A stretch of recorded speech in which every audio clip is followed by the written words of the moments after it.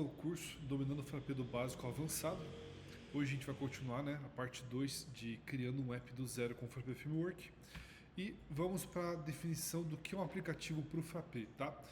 No Frappé, um aplicativo é um pacote, né, que contém código, configurações e recursos, né, que são destinados a estender ou personalizar a funcionalidade de um site construído usando o Frappé.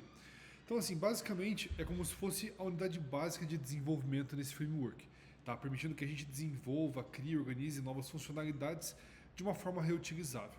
Então, sempre quando a gente for fazer algum tipo de código para o Frappé, né, utilizando o Frappé Framework, a gente vai criar um app para agrupar esse código.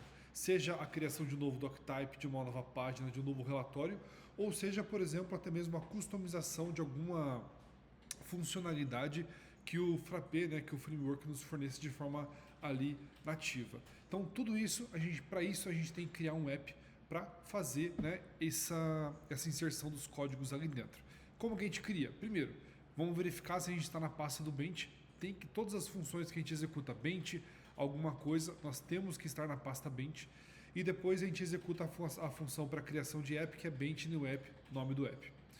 Tá? Então eu vou sair aqui da apresentação, vou vir aqui por terminal.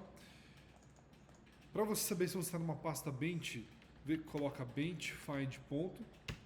Dentro da pasta ele vai falar para você, olha, essa pasta aqui é uma pasta Bench. Se deu esse retorno, show de bola. Se não, procura aqui no console, né, usando a função cd, até você encontrar ali a pasta onde você instalou, né, o Bench. Vamos ver aqui, para a gente criar um novo aplicativo, como que a gente faz? Então, Bench new app.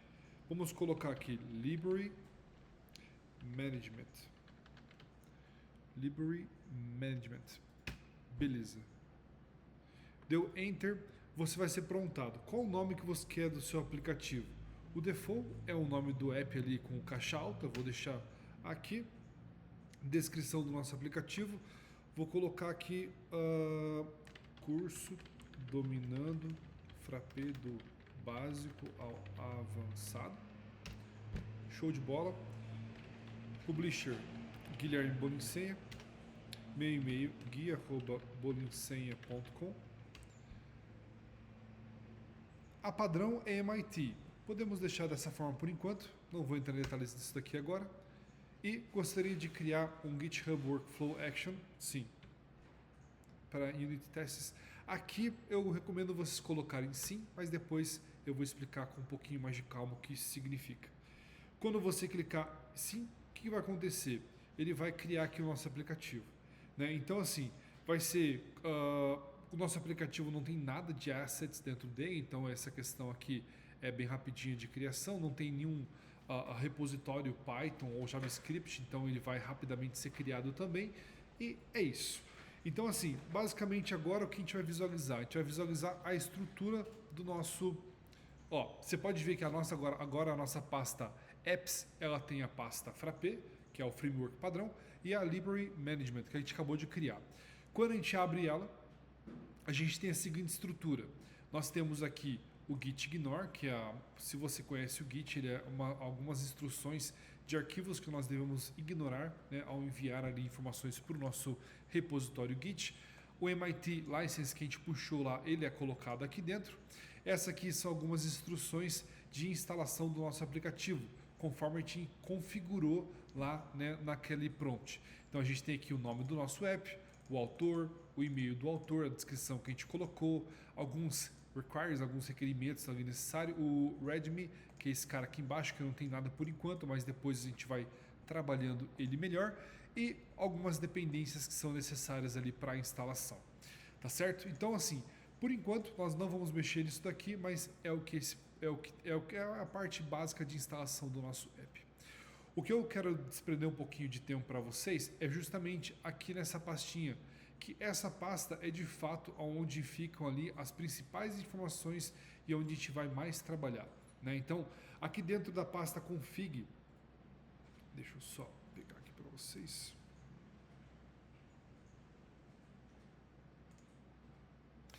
Tá, essa pasta aqui não... Isso, perdão. Aqui, toda vez que você instala um aplicativo, um módulo com o mesmo nome desse aplicativo é instalado.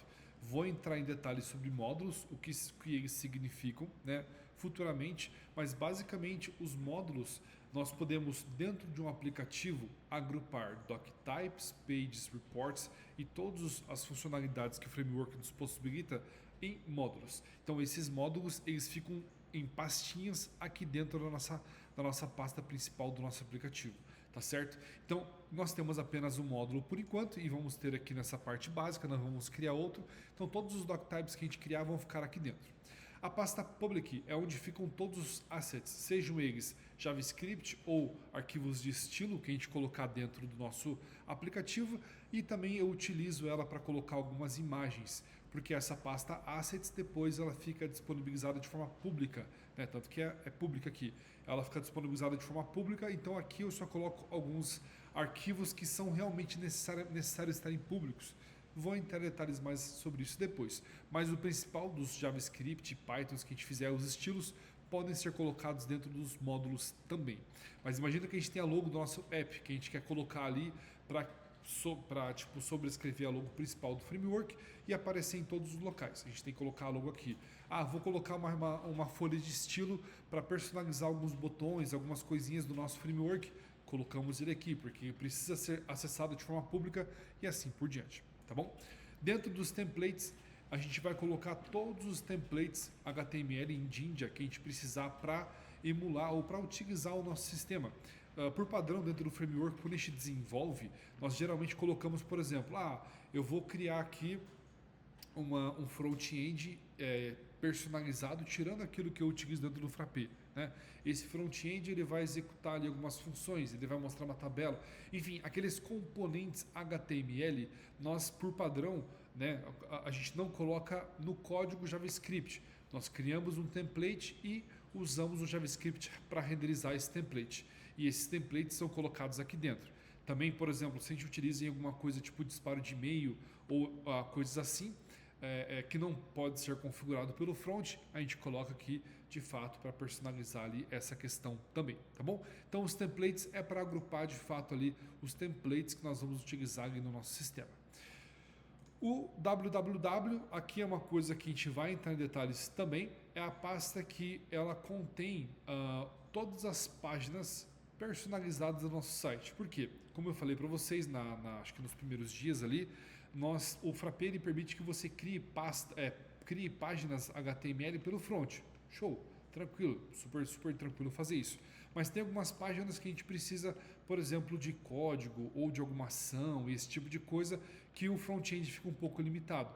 Então a gente pode utilizar aqui pode utilizar esse espaço do www, onde a gente cria arquivos py, HTML, CSS ou .js com o nome da página que a gente quer para executar aquelas funções ali que a gente precisa. Então é uma coisa bem interessante que ele amplia, né, a nossa gama de opções ali de criação de páginas personalizadas para o nosso framework. Para o nosso aplicativo. Outra coisa, o init ele é um padrão do Python, né, mas aqui a gente tem a versão do aplicativo dentro do init da parte da pasta principal do nosso app, tá? Mas aqui também a gente coloca algumas funções que podem ser ali principais, digamos que podem ser utilizadas de formas globais no nosso aplicativo.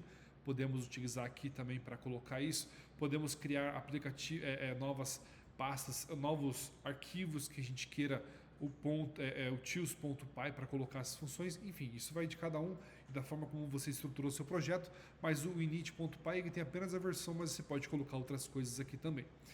Esse cara aqui, o hooks.py, ele é o cara mais importante, cara, que a gente tem dentro do nosso sistema. Tipo, dentro dessa pasta que a gente está visualizando aqui na quesito configuração. Por quê? Ele tem todas aquelas informações que a gente colocou no prompt, né? Aqui para serem importadas depois para várias partes do nosso app. Mas o principal, ele tem uma série de funções aqui do framework que podem ser configuradas. Cara, aqui é muita função. Eu não vou entrar em detalhes agora, mas a gente tem desde configuração de agendamento de cron, a configuração de overwrite, né, de sobrescrever funções padrões que nós temos executando dentro do sistema. Cara, é muita opção mesmo. A gente vai entrar em detalhes disso daqui na parte avançada do nosso curso.